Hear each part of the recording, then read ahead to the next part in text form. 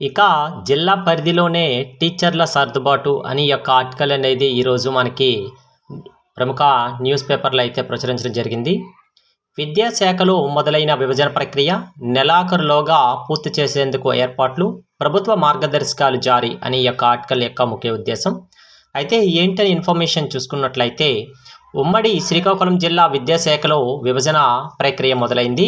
ఇప్పటి వరకు అయితే శ్రీకాకుళం, విజయనగరం, పార్వతీపురం జిల్లాలో విద్యాశాఖ కార్యాలయాలున్న టీచర్ల సర్వీసు అంశాలకు సంబంధించి ఉమ్మడి శ్రీకాకుళం, విజయనగరం జిల్లా ఆధారంగానే నిర్వహిస్తున్నారు.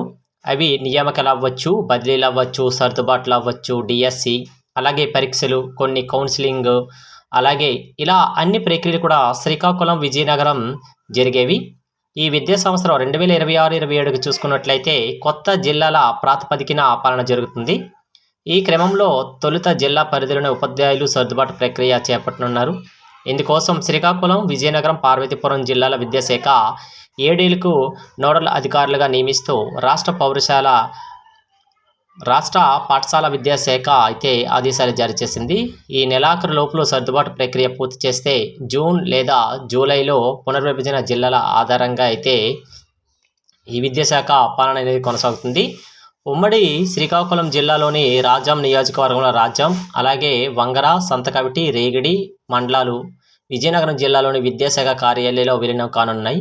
పాలకొండ నియోజకవర్గంలో అయితే పాలకొండ, సీతంపేట, బామిని, వీరగొట్టం మండలాలు పార్వతీపురం జిల్లాలోని విద్యాశాఖ కార్యాలయంలో విలీనమవుతాయి.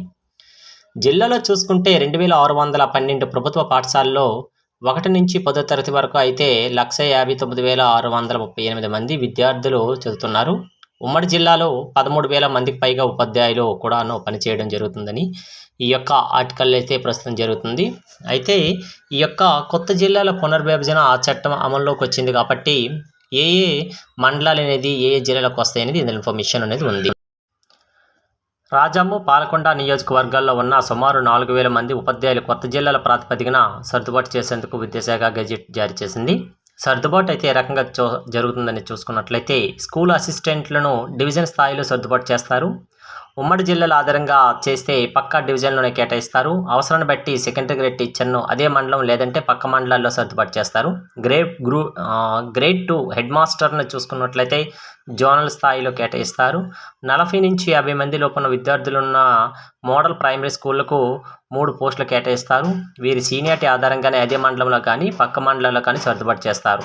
10 మంది లోపు విద్యార్థులున్న పాఠశాల టీచర్లు విద్యార్థుల విషయంలో షెడ్యూల్ ఏరియాలో ఉంటే పాఠశాల విలీనం చేయరు. రాష్ట్ర స్థాయి నుంచి జిల్లా స్థాయి వరకు అయితే సమన్వయంతో ఆన్లైన్, ఆఫ్లైన్ ద్వారా ఖాళీలు, అదనపు సిబ్బంది వివరాలు సేకరిస్తారు. వీటిని ధృవీకరించి తుది జాబితా ఆధారంగా బదిలీలు, నియామకాలు అనేది చేపట్టడం జరుగుతుంది.